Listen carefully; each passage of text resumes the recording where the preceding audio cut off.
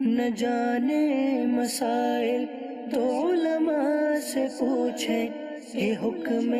مبین ہم کو رب سے ملا ہے، ہم کو رب سے ملا ہے،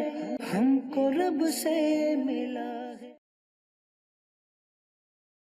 رب العالمین والصلاة والسلام علی سید المرسلین، اما بعد فاعوذ باللہ من الشیطان الرجیم، بسم اللہ الرحمن الرحیم۔ اللہم افتح علینا حکمتک وانشر علینا رحمتک یا ذی الجلال والاکرام۔ میں نے پچھلے سبق میں یہ عرض کیا تھا کہ اب ہم جو اسباق پڑھیں گے اس میں عموماً جملہ اسمیہ کے ارد گرد ہی ہم گھومتے رہیں گے۔ جملہ اسمیہ کو بار بار پڑھنا، جب بھی کوئی نیا سبق پڑھنے لگیں تو اس سے پہلے جملہ اسمیہ کے سبق کو دہرا لینا، یہ بہت اچھا رہے گا۔ اچھا، آج جو ہم سبق پڑھنے لگے ہیں اس میں یہ لائے نفی جنس کا سبق ہے۔ یہ لائے نفی جنس ہوتا کیا ہے، لائے نفی جنس کب داخل ہوتا ہے، کس چیز پر داخل ہوتا ہے۔ سب سے پہلے لائے نفی جنس کی تعریف کریں گے، پھر اس کے اسم اور خبر کے احکام بیان کریں گے، 8 قاعدے بیان کریں گے، ٹھیک ہے، اور اس کے بعد 3 مقام ایسے ذکر کریں گے جہاں پہ لا عمل نہیں کرے گا۔ تو سمپل کہ ہمارے پاس جو سبق ہے وہ سبق یہ ہے کہ ہم نے لائے نفی جنس کی تعریف پڑھنی اور اس کے 8 قاعدے یاد کرنے، اور 3 وہ قاعدے یاد کرنے ہیں، 3 وہ مقام ہیں جہاں لائے نفی جنس عمل نہیں کرتا۔ اب ہم نے دیکھنا ہے کہ لائے نفی جنس ہوتا کیا ہے، اس کی تعریف کیا ہے، کیا بلا ہے جی لائے نفی جنس۔ تو وہ حرف یعنی لام الف لا،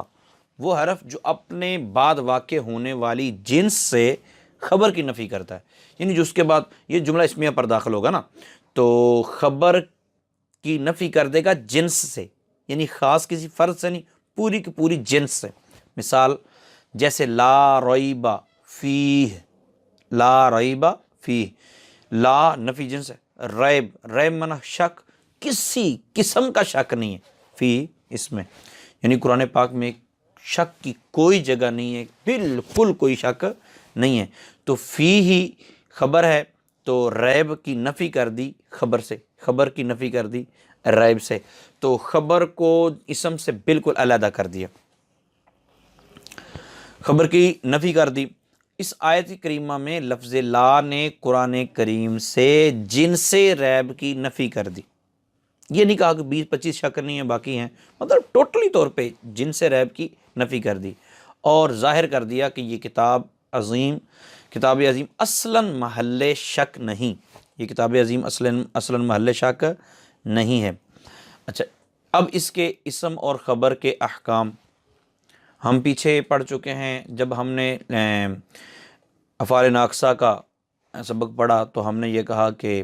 یہ مبتدا اور خبر پر داخل ہوتے ہیں، اور مبتدا کو ان کا اسم اور خبر کو ان کی خبر کہتے ہیں۔ مبتدا کو رفع دیتے ہیں اور خبر کو نصب دیتے ہیں۔ پھر حروف مشبہ بالفعل کا سبق پڑھا، اس میں ہم نے یہ کہا کہ یہ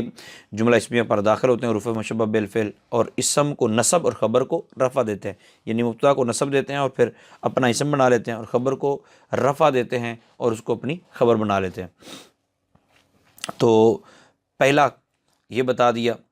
اور دوسرا یہ بتاتے ہیں کہ اس کے اسم اور خبر کے وہی احکام ہیں جو مبتدا اور خبر کے، 2 ہو گئے۔ تیسرا، اس کی خبر ہمیشہ مرفوع ہوتی ہے، اس کی خبر ہمیشہ مرفوع ہوتی ہے۔ لائے نفی جنس اسم مبتدا اور خبر پر داخل ہوتے ہیں، اس کی خبر ہمیشہ مرفوع ہوتی ہے، اور اس کے اسم کی صورتیں جو ہیں وہ 3 ہیں، اسم کی صورتیں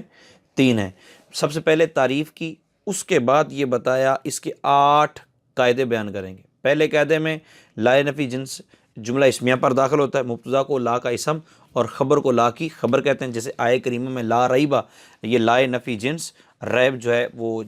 لائے نفی جنس کا اسم ہے اور فی ہی اس کی خبر ہے۔ دوسرا قاعدہ یہ بیان کرتے ہیں کہ اس کے اسم اور خبر کے وہی احکام ہیں جو مبتدا اور خبر کے ہیں، اور تیسری بات یہ بتاتے ہیں کہ اس کی خبر ہمیشہ مرفوع ہوتی ہے، اور اسم کے بارے میں پھر 3 قول بیان کرتے ہیں۔ نمبر 1 مضاف ہوگا، نمبر 2 مشابہ مضاف ہوگا، نمبر 3 مفرد اور نکرہ ہو۔ اب پہلی صورت یعنی مضاف ہو،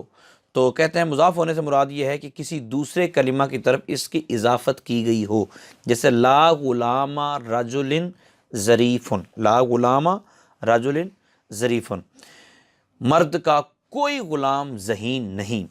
اس صورت میں یہ بغیر تنوین کے منصوب ہوگا، یعنی جب لائے نفی جنس کا اسم مضاف ہوگا، ظاہر ہے مضاف پر تنوین تو آتی نہیں، تو اس پر تنوین نہیں ہوگی اور یہ منصوب ہوگا۔ اچھا، دوسری صورت اس کی یہ بتائی کہ مشابہ مضاف، تو مشابہ مضاف ہونے سے مراد یہ ہے کہ مضاف تو نہ ہو لیکن وہ ایسا کلمہ ہو جو اپنا معنی دینے میں مضاف کی طرح ما بعد کا محتاج ہو، جو ما بعد کا محتاج ہو، جیسے لا طالعن جبلن موجودن،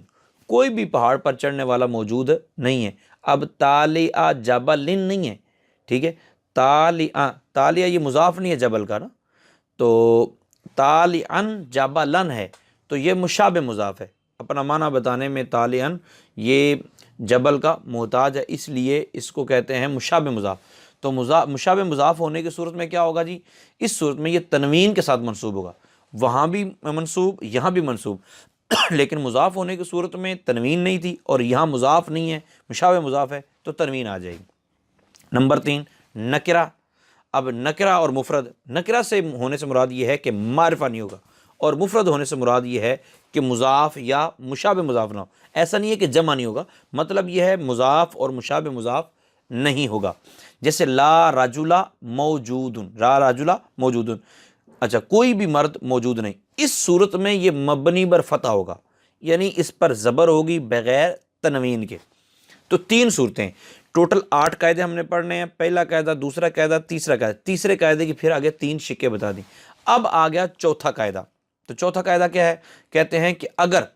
اس کا اسم معرفہ ہو، پہلے ہم نے بتایا کہ مفرد، نکرہ، ٹھیک ہے، مضاف، مشابہ مضاف، یہ 3 صورت۔ اب کہتے ہیں اگر اس کا اسم معرفہ ہو تو دوسرے معرفہ کے ساتھ لا کا تکرار ضروری ہے، دوسرے معرفہ کے ساتھ لا کا تکرار ضروری ہے، جیسے لا زید شاعر ولا بکر، نہ زید شاعر ہے اور نہ ہی بکر، تو اس صورت میں لا کوئی عمل نہیں کرتا، یعنی لا کا اسم اگر معرفہ ہو تو پھر یہ عمل نہیں کرتا کہ اس کے بعد آنے والے دونوں اسم مبتدا اور خبر ہونے کی وجہ سے مرفوع ہی ہوں گے، مبتدا بن جائے گا ایک خبر بن جائے گا، مبتدا بن جائے گا خبر بن جائے گا۔ نمبر 5 اگر لائے نفی جنس کے بعد اس میں نکرہ ہو، اگر لائے نفی جنس کے بعد اس میں نکرہ ہو اور دوسرے نکرہ کے ساتھ لا کا تکرار ہو، اچھا یہ جب مثال آئے گی تب آپ کو آسانی سے سمجھ میں آئے۔ لائے نفی جنس کے بعد اس میں نکرہ ہے، ٹھیک ہے، اور دوسرے نکرہ کے ساتھ لا کا تکرار بھی ہے، یعنی لا دوبارہ آیا، 2 مرتبہ آ گیا، واو کے بعد آ گیا، ٹھیک ہے، تو ما بعد اسم کو مرفوع اور منصوب دونوں طرح پڑھنا جائز ہے، جیسے لا رفسا ولا فسوقا، یہ آتا نا، تو لا رفسا ولا فسوقا، اب لا دونوں جگہ آ گیا تو اس کو لا رفسا ولا فسوقا بھی پڑھ سکتے ہیں اور لا رفسن ولا فسوقن بھی پڑھ سکتے ہیں۔ تو یہی وجہ ہے کہ لا حول ولا قوت میں 5 صورتیں، لا حول ولا قوت میں کتنی صورتیں ہیں؟ 5 ہیں، یعنی اگر پہلے اس میں نکرہ کو فتح دیں، اگر پہلے اس میں نکرہ کو فتح دے دیں، یعنی لا حول، اور دوسرے پر فتح، نصب اور رفع تینوں طرح پڑھ سکتے ہیں، یعنی لا حول ولا قوت یہ بھی پڑھ سکتے ہیں، لا حول ولا قوتن یہ بھی پڑھ سکتے ہیں، لا حول ولا قوتن الا باللہ العلی العظیم، یعنی 3 صورتیں آگے چینج کر سکتے ہیں۔ اگر پہلے اسم کو رفع دیں، پہلے اسم کو رفع دیں تو دوسرے کو رفع اور فتح دینا جائز ہے، جیسے لا حول ولا قوت، لا حول ولا قوت الا باللہ۔ تو یہ تینوں طریقے سے اعراب ہے۔ اگر قرآن پاک میں اس طرح کی کوئی چیز کہیں آتی ہے یا حدیث پاک میں آتی ہے تو آپ کا یہ پڑھنا ضروری نہیں ہے کہ آپ اس کو چینج کریں اور آپ بولیں کہ یار میں اس طرح پڑھ رہا ہوں تو یہ چینجنگ ہو گئی ہے، یہ یوں ہو گئی۔ عربی لوگ اس کو اس طریقے سے استعمال کرتے ہیں، لہذا یہ چیز ہم نے پڑھ لی تاکہ یاد رکھنے میں ہمیں آسانی ہو۔ کہیں ایسا ہو جائے ہمارے سامنے کوئی پڑھ دے تو ہم بولیں گے نہیں نہیں یہ تو جائز ہی نہیں ہے، یہ تو درست نہیں ہے، تو یہ ہمیں پہلے سے پتہ ہونا چاہیے۔ تو اس کے بعد ہے چھٹا 6 نمبر، جب بھی لا کے بعد لفظ بدہ آ جائے، جب بھی لا کے بعد لفظ بدہ آ جائے تو وہ لا لائے نفی جنس اور بدہ اس کا اسم ہوگا، جیسے لا بد للعالم من العلم، عالم کے لیے علم ضروری ہے تو لا بدھا جہاں بھی آئے گا تو ہم نے سمجھ لینا ہے کہ لا جو ہے نفی جنس کا ہے اور بدھا اس کا اسم ہے۔ نمبر 7، قرینہ موجود ہو تو لا کے اسم کو حذف کر دینا جائز ہے۔ لا علیک، لا علیک، یہ اصل میں تھا لا بأس علیک۔ حذف اسم پر قرینہ یہ ہے کہ لا نفی جنس اسم پر داخل ہوتا ہے، یہاں علا پر داخل ہے، معلوم ہوا علا پر یہ داخل ہوتا ہی نہیں، حرف پر یہ داخل ہوتا ہی نہیں، تو یہاں اسم محذوف ہوگا، کوئی نہ کوئی چیز محذوف ہے، تو وہ معنی دیکھ کے کوئی آگے پیچھے والے الفاظ پہ غور کر کے تو آپ کو پتہ چل جائے گا یہ کون سی چیز محذوف ہے۔ یا نمبر 8، اس کی خبر کو اکثر حذف کر دیا جائے۔ نفی جنس، لائے نفی جنس کی خبر کو اکثر حذف کر دیا جاتا ہے، قرینہ پایا جائے تو اسم کو حذف کریں گے، اور خبر کو تو عموماً حذف کر دیا جاتا ہے جبکہ وہ معلوم ہو، جیسے لا الہ الا اللہ، لا الہ الا اللہ، تو یہاں موجود خبر محذوف ہے، یعنی لا الہ موجود الا اللہ، لا الہ موجود الا اللہ، تو یہاں خبر ہم محذوف ہوتی ہے۔ تو یہ تھی 8 صورتیں، مختلف طریقوں سے یہ آپ کو بتایا کہ خبر کیا ہوتی ہے۔ تو عموماً جنرلی آپ نے خلاصہ یہ ذہن میں رکھنا ہے کہ لا نفی جنس کا اسم منصوب ہوتا ہے، ہاں تنوین کے بغیر بھی ہو سکتا ہے، تنوین کے ساتھ بھی ہو سکتا ہے، اور مبنی پر فتح بھی ہو سکتا ہے، اور خبر ہمیشہ مرفوع ہوگی۔ اب وہ صورتیں بتانے لگے ہیں جن صورتوں میں لا عمل نہیں کرتا۔ اب لا عمل نہیں کرتا تو اس کو، اس بات کو کس انداز سے ہم تعبیر کرتے ہیں، کس طرح بولتے ہیں، اس کا نام کیا رکھتے ہیں، اس عمل نہ کرنے کی کیفیت کو کیا بولتے ہیں؟ تو کہتے ہیں درج ذیل صورتوں میں لا ملغا عن العمل ہوگا، یعنی اس کا عمل باطل ہو جائے گا۔ نمبر 1، جب اس کا اسم معرفہ آ جائے، جیسے اوپر ہم نے پڑھا، جب اس کا اسم معرفہ ہو، لا زید عندی ولا بکر، للرجل فی الدار ولا ابنہ۔ نمبر 2، جب لا اور اس کے اسم کے درمیان فاصلہ آ جائے، لا اور اس کے اسم کے درمیان فاصلہ آ جائے، پھر لا عمل نہیں کرتا، جیسے لا فی الدار رجل ولا امرأۃ، تو لا فی الدار لا رجل، رجل اس کا اسم ہے، تو چونکہ اسم اور لا کے درمیان میں فاصلہ آ گیا، یہ عمل نہیں کرے گا۔ نمبر 3، جب اس سے پہلے حرف جر آ جائے، جیسے ضربنی زید بلا وجہ، بلا وجہ، اب یہ لا نفی جنس کا ہی ہے لیکن با حرف جر اس پر داخل ہو گئے، تو 3 صورتیں ایسی ہیں کہ جن میں لا ملغا عن العمل ہوگا۔ 8 قاعدے بیان کیے ہیں اور 1 تعریف کی ہے۔ یہ آج کا سبق ہے۔ اللہ تعالیٰ ہمیں رسول پاک صلی اللہ علیہ وسلم کے دین کو سمجھنے کے لیے جو کوشش کریں اس میں کامیابی نصیب فرمائے۔ آگے مشق آپ دیکھیں گے تو مندرجہ ذیل کلمات کو صحیح ترتیب دے کر لائے نفی جنس کے ساتھ استعمال کریں۔ اب الدین اکراہ فی، تو آپ کو پتہ چل گیا ہوگا لا اکراہ فی الدین، اسی طرح آگے والی بھی آپ درست طریقے سے ترتیب لگائیں۔ درج الجملوں کی عربی بنائیں۔ عربی بنانے میں دقت ہوتی ہے لیکن آپ تھوڑی سی کوشش کریں گے تو انشاءاللہ ضرور